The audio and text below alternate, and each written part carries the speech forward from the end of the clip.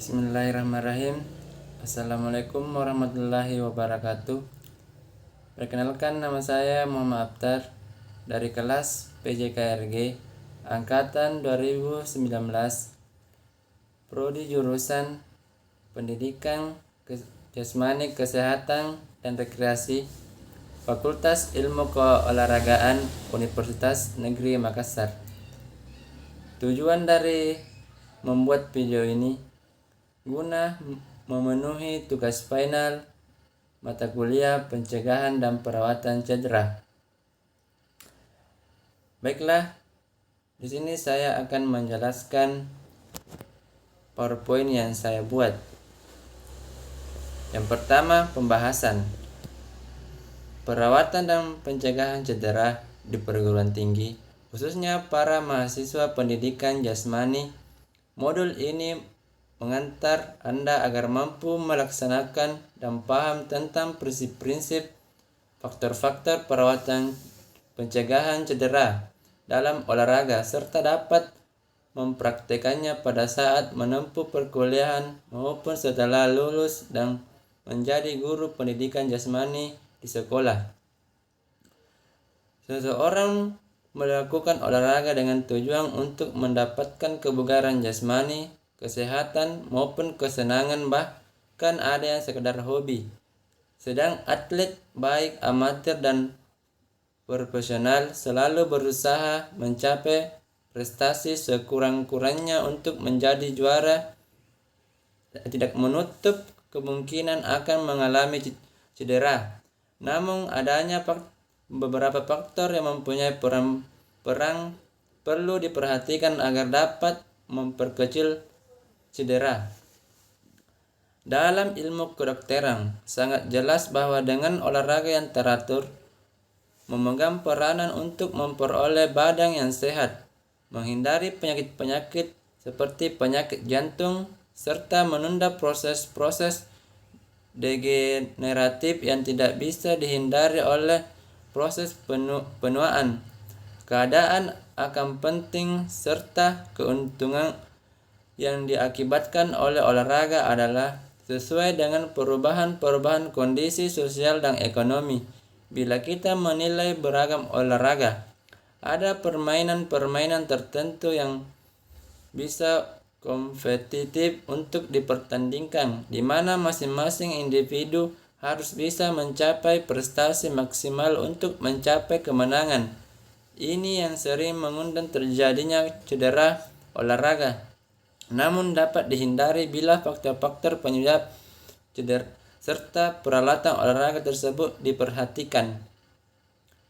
Jenis cedera olahraga ada 8 macam. Secara umum, macam-macam cedera yang mungkin terjadi adalah cedera memar, cedera ligamentum, cedera pada otot dan tendon, pendarahan pada kulit, dan pingsan. Taylor 1997-63. Struktur jaringan di dalam tubuh yang sering terlibat dalam cedera olahraga adalah otot, tendon, tulang, persendian termasuk tulang rawan, ligamen, dan pasin. Mikrin dan Hoffman 1984-107. Yang pertama itu memar. Memar adalah cedera yang disebabkan oleh benturan atau pukulan pada kulit. Jaringan di bawah permukaan kulit rusak dan pembuluh darah kecil pecah sehingga darah dan cairan seluler merembes ke jaringan sekitarnya. Morgan 1993-63.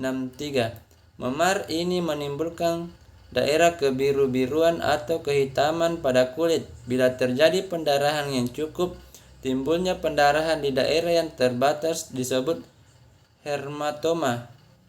Hartono Sakmoko 1993-191.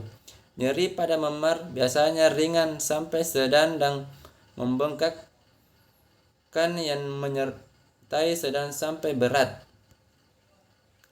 Adapun memar yang mungkin terjadi pada daerah kepala, bahu, siku, tangan, dada, perut, dan kaki. Benturan yang keras pada kepala dapat mengakibatkan memar dan memungkinkan luka sayat. Menurut Agung Nugroho 1995-53, penanganan pada cedera memar adalah sebagai berikut. Yang pertama, kompres dengan es selama 12-24 jam untuk menghentikan pendarahan kapiler. Yang kedua, istirahat untuk mencegah cedera lebih lanjut dan mempercepat pemulihan jaringan-jaringan lunak yang rusak. Yang ketiga, hindari benturan di daerah cedera pada saat latihan maupun pertandingan berikutnya. Cedera pada otot atau tendon dan ligamen. Menurut Hardianto Wibowo 1995-22 ada dua jenis cedera pada otot dan tendon dan ligamentum, yaitu sprain menurut Sadoso 1995-11-14. Sprain adalah cedera pada ligamentum. Cedera ini yang paling sering terjadi dalam berbagai cabang olahraga. Giam dan Teh 1993-92 berpendapat bahwa sprain adalah cedera pada sendi dengan terjadinya robekan pada ligamentum. Hal ini terjadi karena stres berlebihan yang mendadak atau penggunaan berlebihan yang berulang-ulang dari sendi. Berdasarkan berat ringan cedera Giam dan Teh 1992-195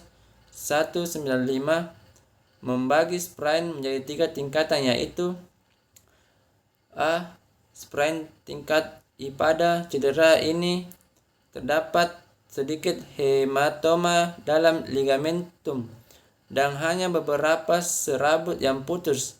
Cedera menimbulkan rasa nyeri, tekan, dan pembengkatan dan rasa sakit pada daerah tersebut. B. Strain menurut Giam dan Teh. Strain adalah kerusakan pada suatu bagian otot atau tendon karena penggunaan yang berlebih atau stres yang berlebihan. Berdasarkan tingkatan cedera, strain berdasarkan 3 bagian, yaitu strain tingkat I pada strain tingkat 1I terjadi regangan yang hebat tetapi belum tercapai. Terjadi robekan pada jaringan muskula tendinius. Strain tingkat I pada strain tingkat I terdapat robekan pada unit musculus tendinius. Tahap ini menimbulkan rasa nyeri dan sakit sehingga kekuatan berkurang. Yang D. Strain tingkat I dan strain tingkat II terjadi robekan total pada unit musculus tendinius. Biasanya hal ini membutuhkan tindakan pembedahan kalau diagnosis dapat ditetapkan. Menurut Debniknas 1999, otot merupakan urat yang keras atau jaringan kenyal dalam tubuh yang berfungsi untuk menerangikan organ tubuh. Pengertian tendon menurut Hardianto Wibowo adalah jaringan ikatan yang kuat, ulat, berwarna keputih-putihan, berbentuk bulat seperti tali yang memanjang. Adapun strain dan sprain yang mungkin terjadi dalam cabang olahraga renang, yaitu punggung, dada, pinggang, bahu, tangan, lutut, siku, pergelangan tangan, dan pergelangan kaki. Menurut Hardianto Wibowo, penanganan yang dilakukan pada cedera tendon dan ligamentum adalah dengan diistirahatkannya dan diberi pertolongan dengan metode RICE, artinya rest, diistilahkan pada bagian yang cedera, ice, didinginkan selama 15-30 menit.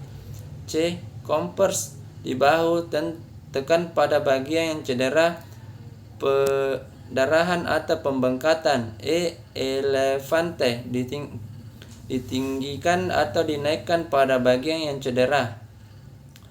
Perawatan yang dapat dilakukan oleh pelatih tim medis atau lifeguard menurut Hardianto Wibowo adalah A. Strain tingkat 1 first degree, Tidak perlu pertolongan atau pengobatan. Cedera pada tingkatan ini cukup diberikan istirahat saja karena akan sembuh dengan sendirinya. B. Strain tingkat 2. Secondary. Kita harus memberi pertolongan dengan metode RICE. Di samping itu kita harus memberikan tindakan imobilisasi suatu tindakan yang diberikan agar bagian yang cedera tidak dapat digerakkan dengan cara balut, tekan, sprat maupun gips. Biasanya istirahat selama 3-6 minggu. Strain tingkat 3 3 degree. Kita tetap melakukan metode RICE sesuai dengan urutan, kemudian dikirim ke rumah sakit untuk dijahit atau disambung kembali. Diagnosis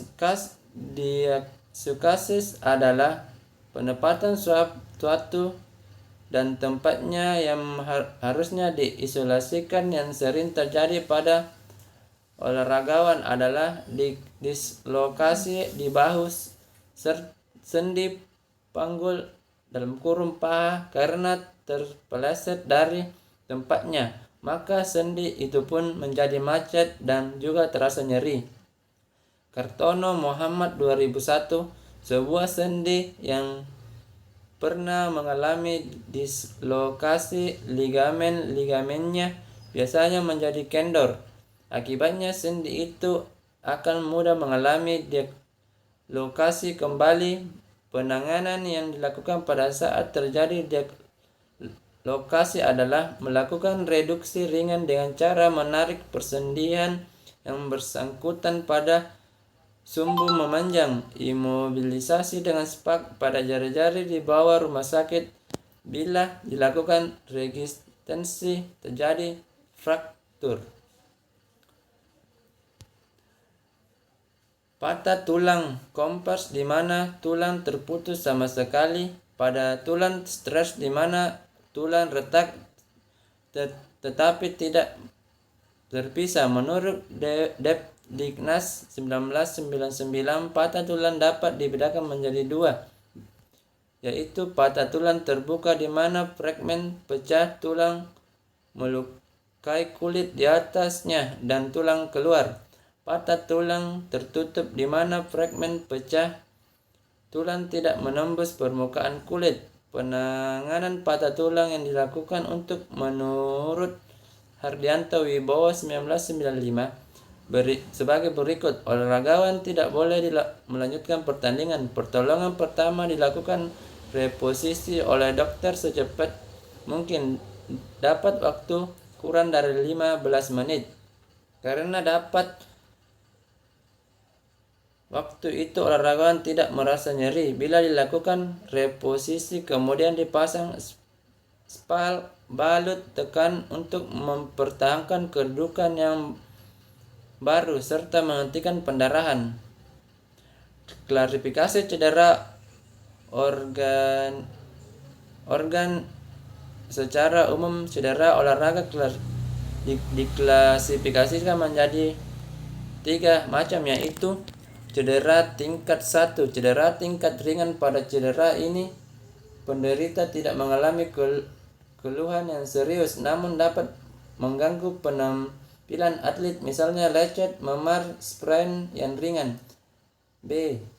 Cedera tingkat 2. Cedera sedang. Pada cedera tingkat kerusakan jaringan lebih nyata berpengaruh pada performa atlet.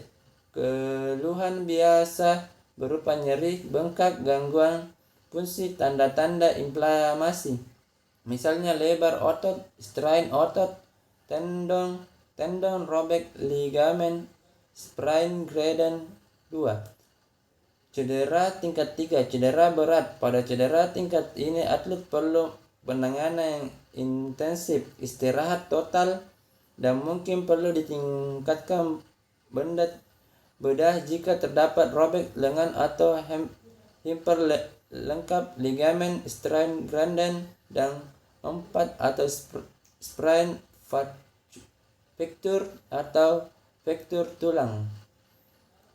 Strain dan sprain adalah kondisi yang sering ditemukan pada cedera olahraga.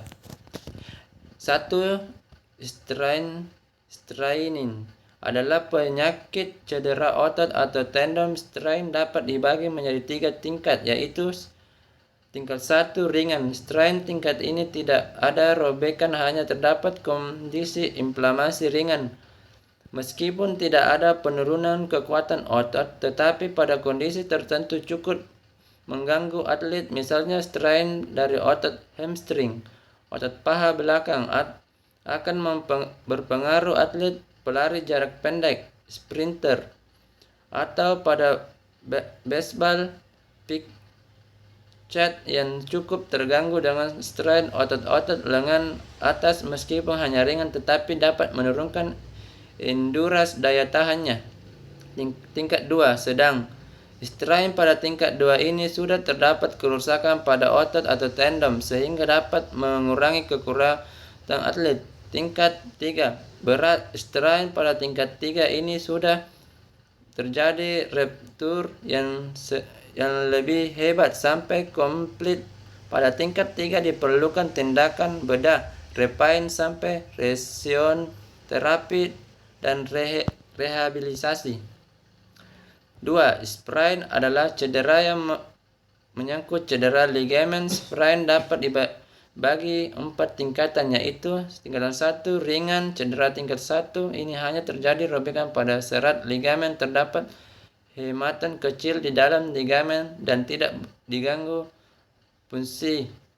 Tingkatan 2 sedang. Cedera sprain tingkatan 2 ini terjadi robekan yang lebih luas, tetapi 50% masih baik. Hal ini sudah terjadi gangguan fungsi. Tindakan proteksi harus dilakukan untuk memungkinkan terjadinya kesembuhan. Imobilisasi diperlukan 6-10 minggu untuk benar-benar aman, dan mungkin diperlukan waktu 4 bulan.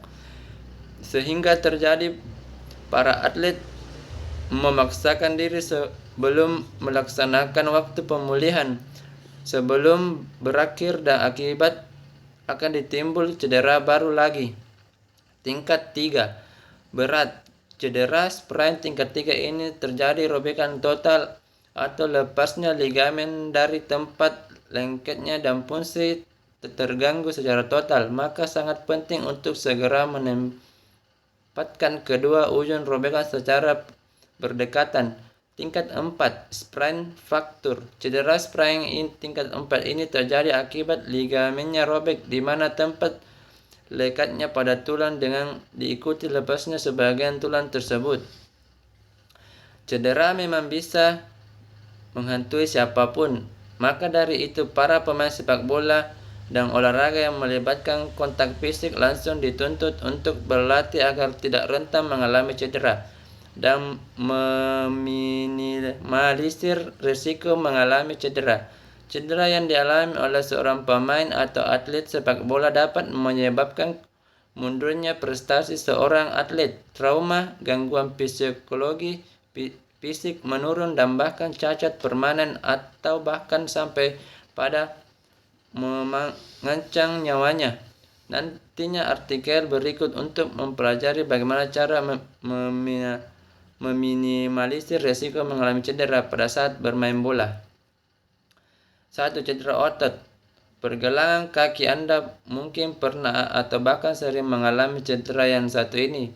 Pergelangan kaki yang tergilir atau cedera adalah salah satu kejadian yang paling banyak ditemui dalam olahraga. Biasanya hal ini disebabkan oleh peregangan berlebihan atau robekan pada urat, pita, jaringan yang menghubungkan suatu tulang dengan tulang lain, tendon, jaringan yang menghubungkan otot dengan tulang, atau otot. Pergelangan kaki sering mengalami cedera karena inilah tempat 3 tulang bertemu. Biasanya ketika sedang berlari atau berjalan pada permukaan yang tidak rata, pergelangan kaki lebih rawan tergilir. Ketika pergelangan kaki tergilir, istirahatkan dulu kaki Anda dan jangan dipakai berjalan atau berdiri.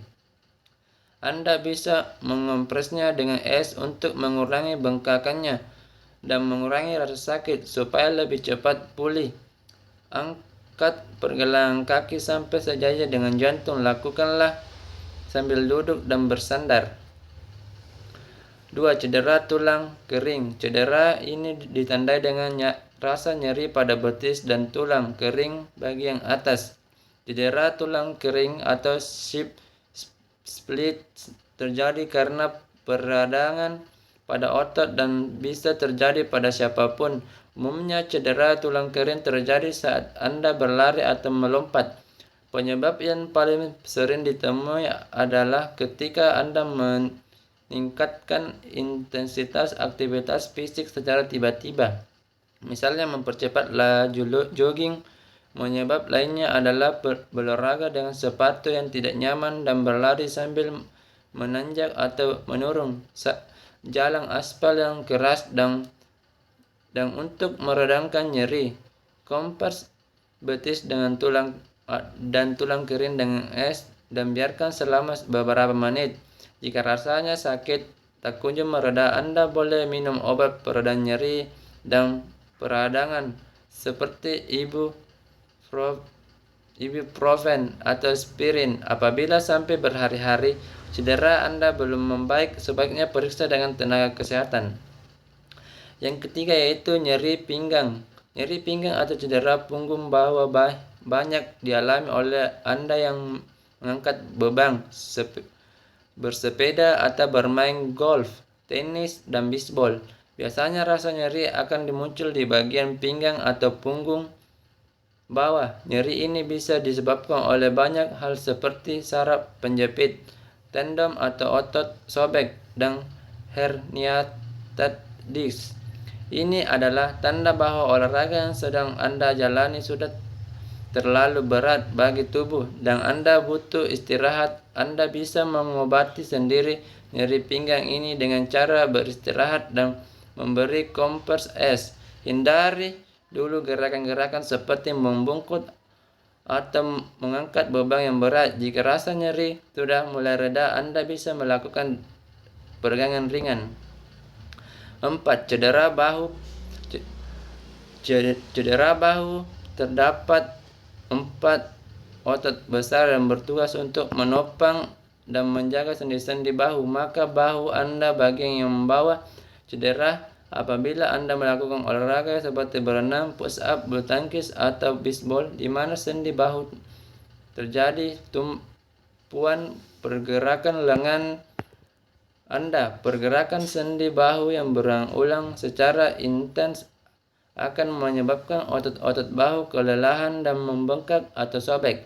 Ketika Anda mengalami cedera ini, hentikan pergerakan pada lengan dan bahu Anda untuk meredam nyeri. Kompres bagian bahu yang terasa sakit dengan es dan diamkan selama 15-20 menit. Akan rasa sakit sudah berkurang dalam waktu beberapa hari. Kompres dengan kain panas dan oleskan salep panas untuk melemaskan otot-otot yang kaku dan nyeri. 5. Kram. Otot jenis cedera olahraga ini sering terjadi terutama jika Anda langsung berolahraga secara intens tanpa melakukan pemanasan dan peregangan otot yang tuntas. Kram otot bisa terjadi di bagian tubuh manapun, tetapi biasanya saat berolahraga, kram akan muncul pada kaki. Ketika kram menyerang otot, Anda mengalami kontraksi tiba-tiba sehingga Anda akan merasakan nyeri dan bagian tubuh yang diserang kram akan sulit bergerak di selama beberapa detik atau menit. Kram otot bisa mengancam nyawa jika terjadi saat berenang karena Anda berisiko tenggelam. Saat kram menyerang, usahakan untuk tetap tenang dan jangan panik. Lakukan peregangan ringan atau bagian yang kram pijat dengan lembut sambil terus dan gerakan. Setelah kram hilang, jangan langsung melanjutkan olahraga. Biarkan otot Anda beristirahat dulu. 6. Cedera lutut. Cedera lutut sering terjadi pada atlet lari, sepak bola, basket, voli, dan olahraga cabang atletik yang banyak bertumpu pada lutut. biasanya ditandai dengan rasa nyeri pada tempurung lutut yang disertai dengan bunyi seperti retakan atau patahan. Jenis cedera olahraga ini biasa terjadi karena kecelakaan seperti jatuh dan terbentur atau karena gerakan yang tidak lazim dan terlalu lama melakukan gerakan dengan lutut sebagai tumpuan. Pada beberapa kasus, sendi pada lutut mengalami pergeseran sehingga menyebabkan rasa sakit yang luar biasa. Menyembuhkan cedera lutut butuh perawatan yang intens. Anda sebaiknya beristirahat total agar lebih cepat pulih. Posisi lutut agar selalu terangkat, misalnya dengan mengganjal pakai bantal tinggi saat Anda berbaring untuk membantu mengurangi rasa sakit.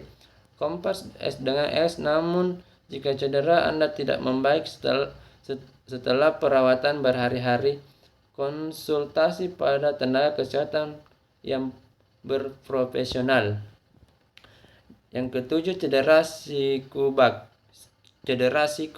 Bagi Anda yang sering berolahraga seperti bulu tangkis, tenis, golf, voli, atau angkat beban, berhati-hatilah supaya tidak mencederai siku Anda yang sering menjadi tumpuan. Cedera siku terjadi karena peradangan otot yang terus-menerus digunakan untuk bergerak dan menahan beban.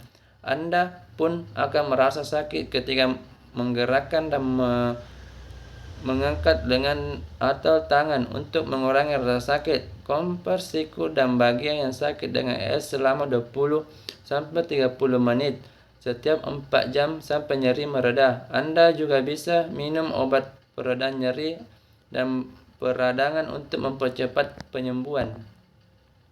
Yang kedelapan yaitu cedera Achilles tendon. Jenis cedera olahraga ini biasanya terjadi pada otot tumit hingga betis Anda.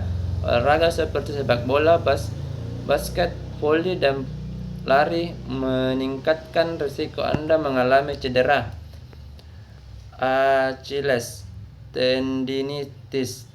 Anda akan merasakan nyeri pada tumit atau betis yang disebabkan oleh robekan tendon. Umumnya cedera tendon Achilles akan pulih dengan sendirinya setelah Anda mengistirahatkan kaki. Namun, untuk meredam nyeri, Anda bisa mengompres dengan es dan mengangkat tumit lebih tinggi. Yang kesembilan yaitu cedera hamstring. Saat Anda merasa sensasi nyeri seperti otot Anda ditarik pada bagian belakang paha, ini berarti Anda mengalami cedera hamstring. Hamstring adalah 4 otot yang berjajar sepanjang paha belakang Anda.